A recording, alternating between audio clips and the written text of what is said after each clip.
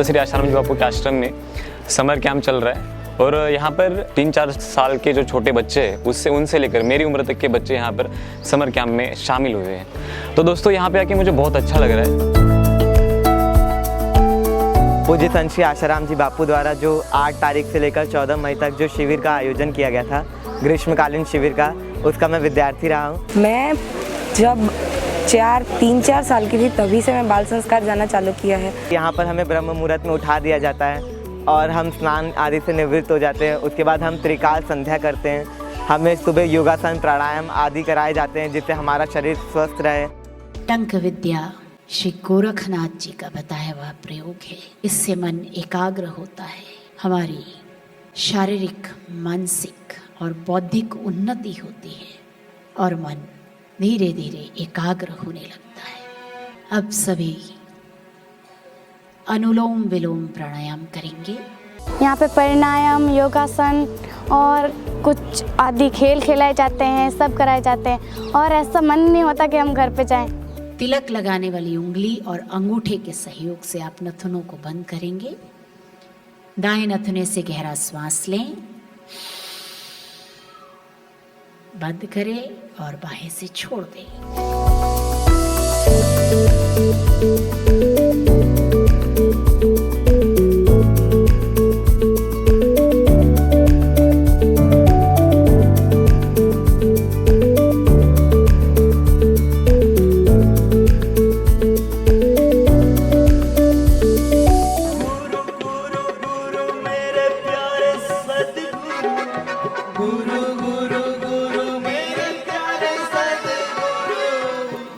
उनके गुरु ने कहा अभी तुम्हारे गुरु पृथ्वी पर आए नहीं है, कब आएंगे? 1400 साल के बाद।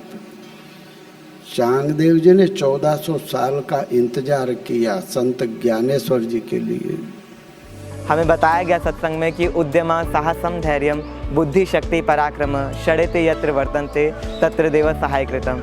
अर्थात जिसके जीवन में 6 गुण हो वह हर क्षेत्र में सफल हो सकता है। यहाँ बच्चों को अच्छे अंक लाने हेतु परीक्षा में परीक्षार्थियों को अच्छी अच्छी युक्तियाँ बताई जाती है। आज के समय में बच्चे बाहर के वातावरण में उनका आचरण जो है वो दूषित हो रहा है, लेकिन उन्हीं बच्चों को यहाँ पर इतने अच्छे से मतलब उनको सिखाया जाता है कि हमें जीवन में आगे कैसे बढ़ना है।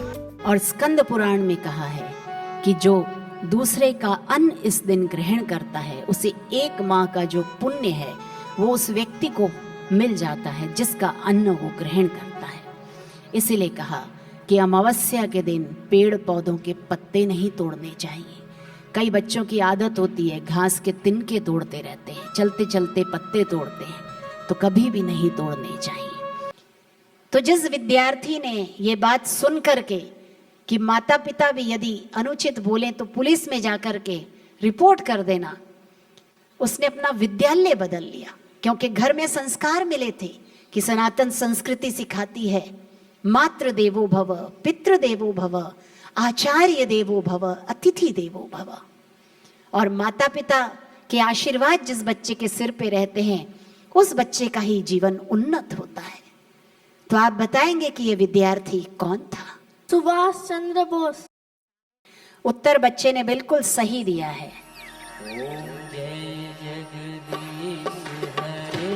स्वामी जय जगदीश हरे, भक्त जनों के संकट दास जनों के संकट क्षण में दूर करे।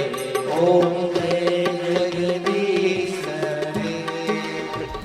यहाँ पे जो हम सत्संग का श्रवण करते हैं, ध्यान करते हैं, कीर्तन होता है, तो ये सब में बहुत आनंद आता है और मन करता है कि इसमें बस आते ही रहें और ये कभी ख़त्म ही ना हो।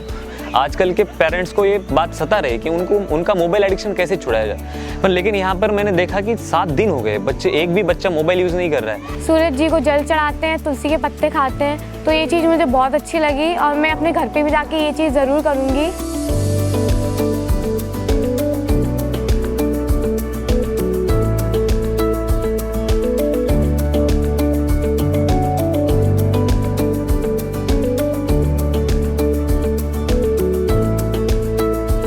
यहाँ पे इतने संस्कार मिलते हैं, इतना घर पे नहीं मिल पाते हैं। यहाँ पे इतना अच्छा माहौल है कि घर जाने का मन ही नहीं करता है।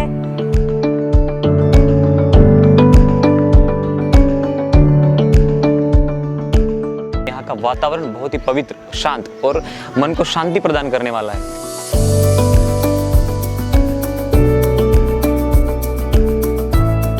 तो यहाँ पर एक अलग ही स्पंदन है जो कि हमें नित्य पवित्र करता है। यहाँ पर पूज्य बापू जी की तपस्थली भी है, पीछे मोक्ष कुटीर भी है। वहाँ पर जाकर हम जब माला करते हैं तो हमें ना जाने अपने आप ही ध्यान लग जाता है और बोलते हैं ना कि एक आंतरिक आनंद जो होता है वो उभरता है और बहुत ही प्रसन्नता होती है। बार बार गुरुद्वार, इसलिए हम वारी वारी यहाँ पर दौड़े चले आते हैं।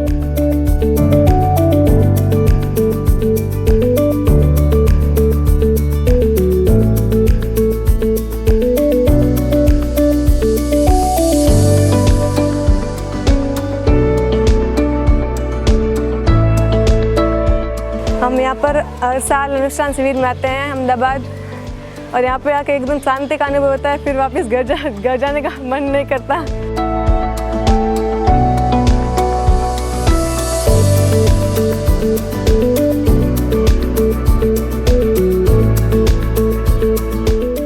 हमारी संस्था आलंदी में है, बापूजी की कृपा से ही चलते हैं। बापूजी आलंदी को आए थे तो बापूजी ने बोला था कि वारकरी बच्चे कभी भी किसी भी आश्रम में आए तो रहने खाने की व्यवस्था फ्री में कर दो। तब से कभी भी किसी भी आश्रम में गए तो रहने खाने की व्यवस्था फ्री में करते हैं। सब साधक बापूजी की आज्ञा का इतना पालन करते हैं। और ये बच्चे भी ऐसे परिवर्तन होता है कि हर साल बापूजी के यह शिविर में आने के लिए ऐसे तत्पर रहते हैं कि दीपावली कब आएंगी, कब अनुष्ठान शिविर को जाएंगे। इतना प्यार बापूजी का हमको मिलता है कि सब गदगद हो जाते हैं। ये वारकरी बापूजी बोलते हैं कि टोपी वाले वारकरी आ गए क्या, तो ये सबको बहुत अच्छा लगता है बापूजी का।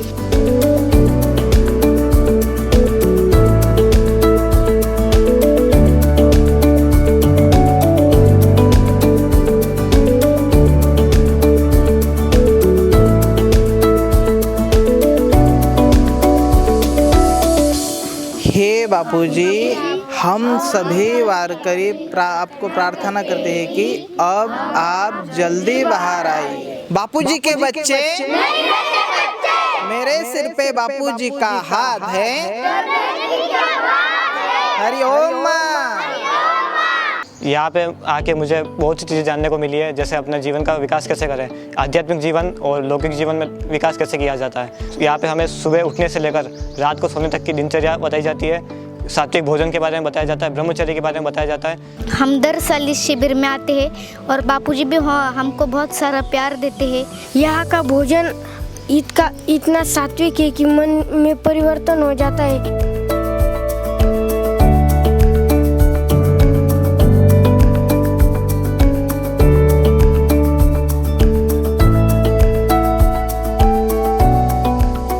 पढ़ाई में मन नहीं लगता था, ना ही जैसे कोई कंपटीशन होता था तो वहाँ पे मेरा जाने का मन नहीं करता था। पर अब जब से मैंने गुरु दीक्षा ली है तब से मेरा पढ़ाई में मन लगने लग गया है। और जैसे ही स्कूल में कोई कंपटीशन होता है या फिर बाहर होता है तो मेरा मन खुद उसमें पार्टिसिपेट लेने का मन करता है, उसमें अलग ही उत्साह होता है। जब हम छोटे थे तब से शिविर में आ रहे हैं और शिविर में आके हमको इतना फ़ायदा हुआ है, हमारी पढ़ाई में भी इतना मन लगा है। यहाँ पे मैंने एक भजन गाया था, श्री राम स्तुति, वो मुझे बहुत अच्छी लगी और मुझे उसमें फर्स्ट प्राइज़ भी मिला। श्री रामचंद्र के पाल बज मन हरण भव भयो दारुणं नवगंज लोचन गंज मुख कर पंच पद गंजारुणं अद्वैष्टा सर्वभूतानां मैत्र करुणैव च निर्ममो निरहंकारः समदुःख सुखक्षमी।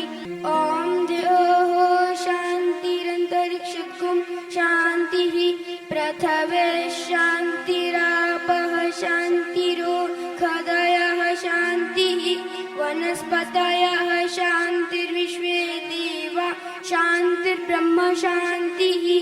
श्रवणं कीर्तनं विष्णोः स्मरणं पादसेवनम् अर्चनं वन्दनं दास्यं सख्यम आत्मनिवेदनम।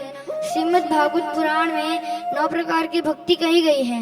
प्रथमं भारती नाम, द्वितीयं च सरस्वती, तृतीयं शारदा देवी चतुर्थं मनसवाहिनी पंचमं जगति ख्याता षष्ठं वागेश्वरी तथा विद्यार्थी लभते विद्यां धनार्थी लभते धनं पुत्रार्थी लभते पुत्रान् मोक्षार्थी लभते गतिम् रत्ने कल्पितमासनं हिमजले स्नानं च दिव्याम्बरं नानारत्नविभूषितं मृगमदा मोदाङ्कितं चन्दनम्।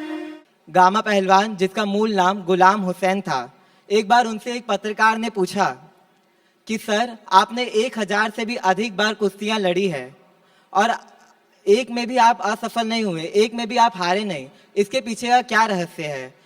तो गामा जी उत्तर देते हैं, मैंने किसी भी महिला अथवा स्त्री को कुदृष्टि से नहीं देखा और जब भी मैं कुश्ती लड़ने जाता हूँ तो मैं संयम की मूर्ति भगवान श्री कृष्ण को प्रणाम करता हूँ, उनका ध्यान करता हूँ।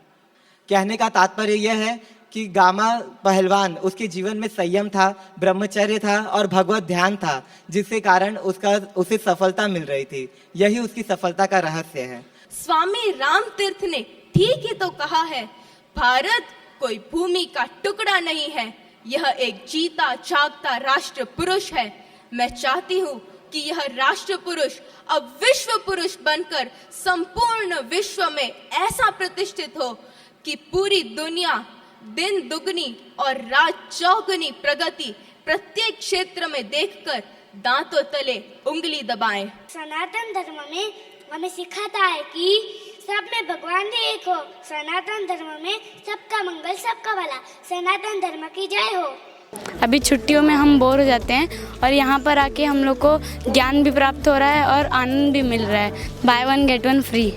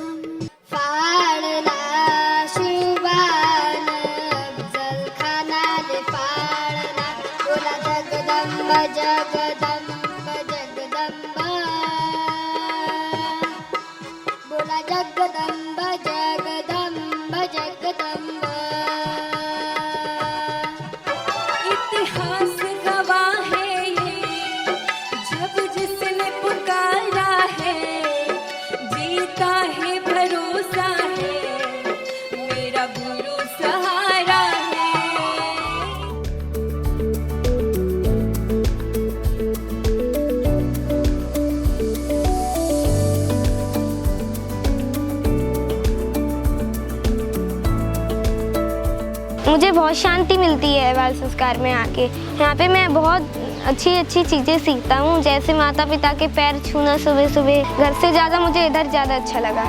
यहाँ खेल भी सिखाते हैं, एकाग्रता के खेल, जैसे वो रिंग में बॉल टाकना।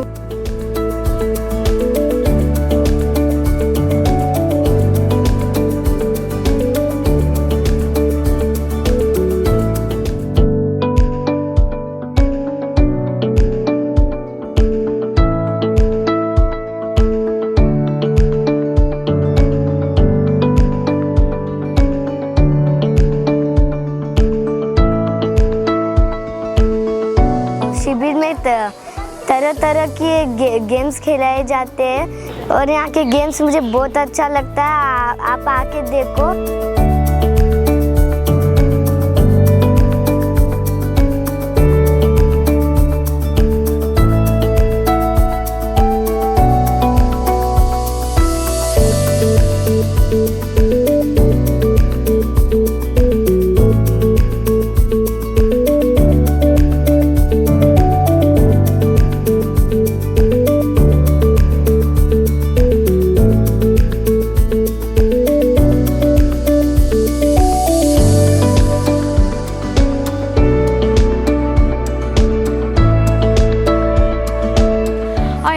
बहुत सारी प्रतिस्पर्धाएं होती हैं, जिसमें से मैंने भजन में भी पार्टिसिपेट लिया, स्तोत्र में भी और मूर्ति में मुझे 2nd प्राइज़ मिला।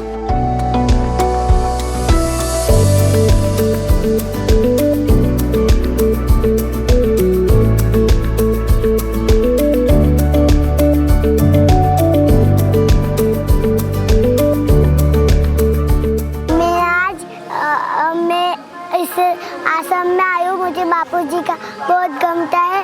मैं बापू का भजन करने आई हूँ। और करुणा करो कष्ट रो ज्ञान तो वगन, पवरे बसी नाम तेरी तार तो वगन, दर्द की दवा तुम्हारे पास है, जिंदगी डयाती है भीख मांगती। ये मेरी बेटी है। मैं बचपन से, मैं जन्मी तब से यहाँ पर आती हूँ, सारी शिविर अटेंड करती हूँ। मैंने सभी विद्यार्थी शिविर हमेशा अटेंड किए और आज मैं अपने बच्चों को लेकर यहाँ विद्यार्थी शिविर में आती हूँ। उनको भी बहुत अच्छा लगता है और मैं ऐसा मानती हूँ कि सबको विद्यार्थी शिविर में अपने बच्चों को लेकर आना चाहिए। अहमदाबाद शिविर में बच्चों को अपनी सनातन संस्कृति से जोड़ा जाता है और मैं तो सबसे यही कहना चाहूँगी कि सबको यहाँ आना ही चाहिए, क्योंकि यहाँ जैसे संस्कार मिलते हैं वैसे घर पे कोई नहीं दे सकता, क्योंकि यहाँ पे 7 दिन अनुष्ठान करने का आनंद ही कुछ और होता है। बापू के बच्चे नहीं रहते कच्चे। हमारे गुरुदेव कारावास में बंद हैं और हम उनके लिए क्या कर पा रहे हैं, ऐसे विचार कई बार हमारे दिलो दिमाग में आने लगते हैं। बैठो भाई, 11 साल से हम संकल्प ही तो कर रहे हैं, इससे क्या होगा। अब हमें संगठित होकर बापूजी के लिए ठोस कदम उठा के आंदोलन करने ही होंगे। सही बात है, वरना इन दूसरी बातों से कुछ नहीं होना। ये कैसी विडंबना है, आज जीवन में पहली बार गुरुदेव का जन्मोत्सव मना रहे हैं और ना ही मैं उनके दर्शन कर पा रहा हूँ और ना ही अपनी ओर से उन्हें कुछ दे पा रहा हूँ। मैं मेरे प्राण प्रिय गुरुदेव को क्या अर्पण करूं, क्या अर्पण करूं? हाँ, मिल गया। गुरुदेव को अर्पण करने के लिए मुझे उपहार मिल गया।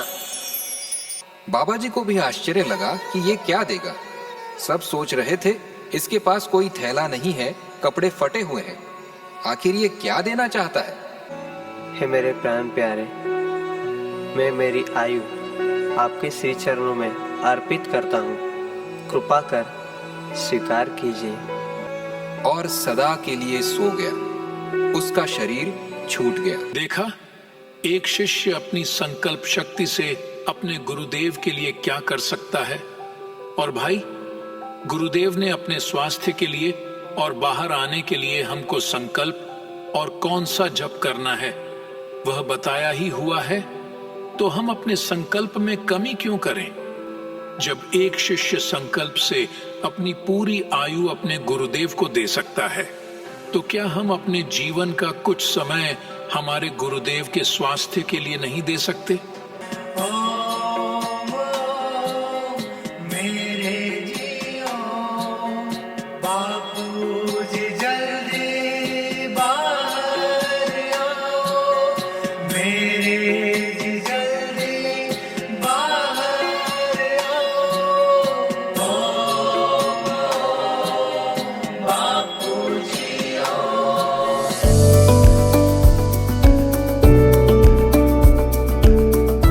मैंने आपको आईफोन 14 लाने को कहा था ना, और आप आईफोन 13 ले आए।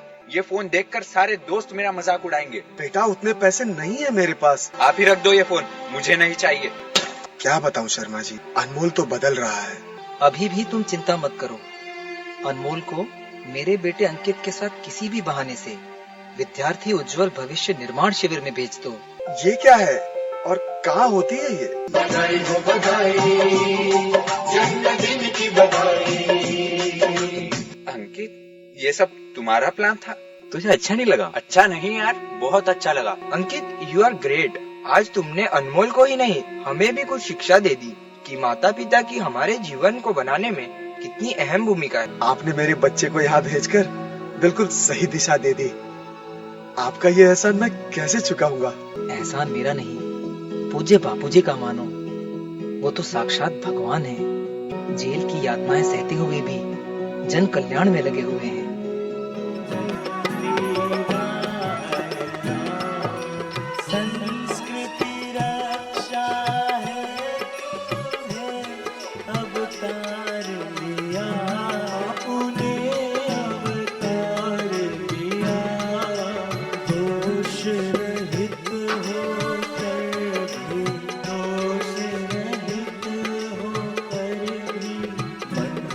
स्वीकार